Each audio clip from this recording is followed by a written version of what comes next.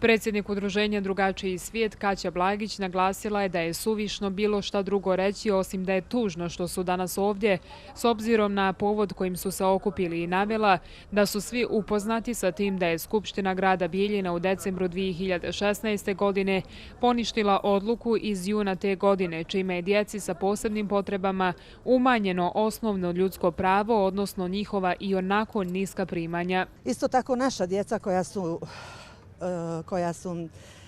čija je njega potrebna, potpuna njega druge osobe, imaju po zakonu pravo da se smjeste osim u ustanovu socijalne zaštite i u hraniteljsku porodicu.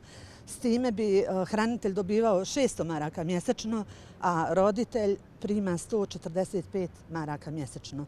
Ona poruka koju bi ja poslala jeste da ako nemaju sluha za djecu sa posebnim potrebama, ako nemaju dušu, nek imaju milosti, jer čovjek koji nema milosti nije čovjek, vjerujte.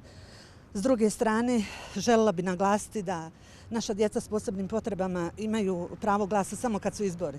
Junskom odlukom djeca su imala 290 konvertibilnih maraka mjesečno, a po decembarskoj odluku djeca imaju 145 maraka mjesečno. A hranitelji imaju 600 maraka mjesečno, 135 djece. Zar je to za grad od 150.000 stanovnika mnogo? Zar smo toliko teški?